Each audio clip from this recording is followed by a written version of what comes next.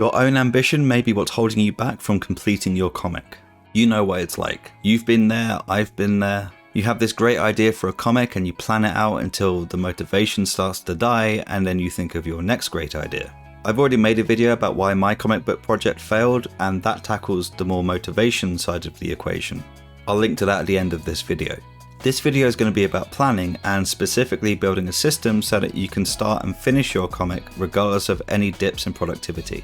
The secret is to accept that there will be dips and embrace them. So let's build a system. The first two things that we're going to establish are our comic style and a rough page count. We're going to do this whether we're making a print comic or a web comic. This system works for both. To find out an appropriate style for our comic, we need to ask two questions. 1. Is it fun to draw this way? And 2. Can I do this quickly? If the answer to both is yes, then you're onto a winner. You may be tempted to want to draw like the artist that you admire or in a style that reflects your artistic ability the best, but if it's going to take a couple of weeks to do a page and your page count is like 50, you're going to be spending years on this comic. And that might sound fun, but it's not. It's really not. Next, the page count. If this is your first comic, then aim low. Aim as low as you possibly can. 20 pages is probably the absolute maximum that I'd recommend. If you've made a comic or two before, then try and hit around 50 pages maximum.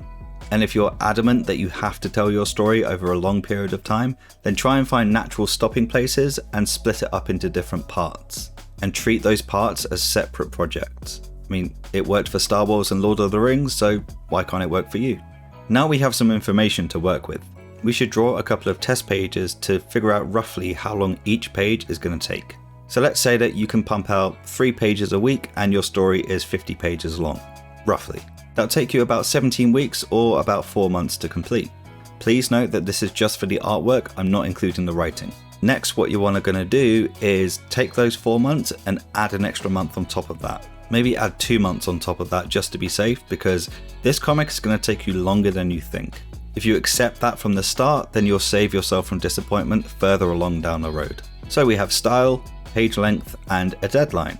Now let's fill in the blanks. We estimated 3 pages a week, but your page number might be 1 or 5 or more. It doesn't really matter. We're going to stick for 3 pages though.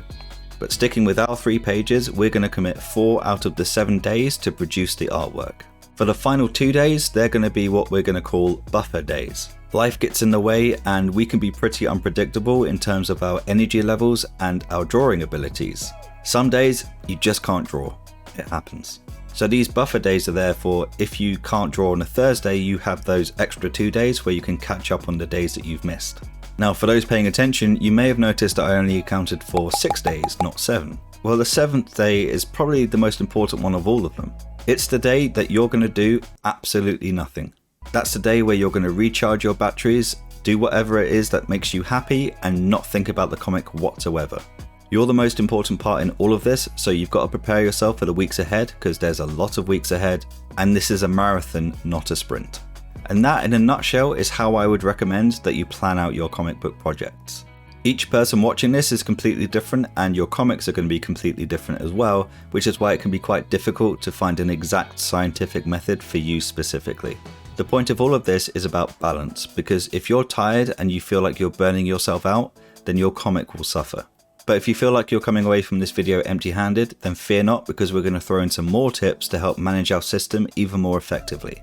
The chances are that most of you are either in school or you have jobs or familial responsibilities, and that's going to sap a lot of your time and energy away. So that's what we're going to focus on in the next part in the form of to-do lists.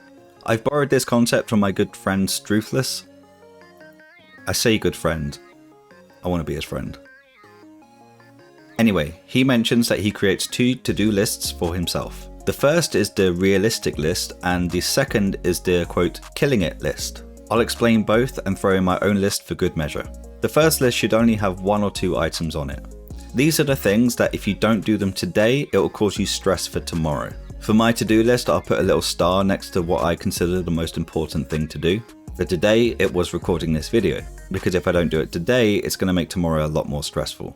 And also it means that if recording this video is the only thing I get done today, I've moved at least a little bit closer to my goals. The second list, the killing it list, is when you're having one of those days where everything just clicks and you're smashing through your tasks at breakneck speed.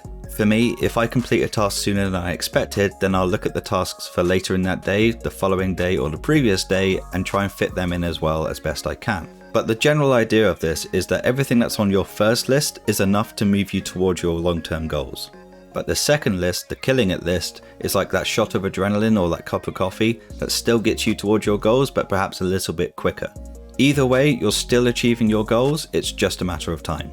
Oh yeah, I almost forgot about my list. My list is the well-being list.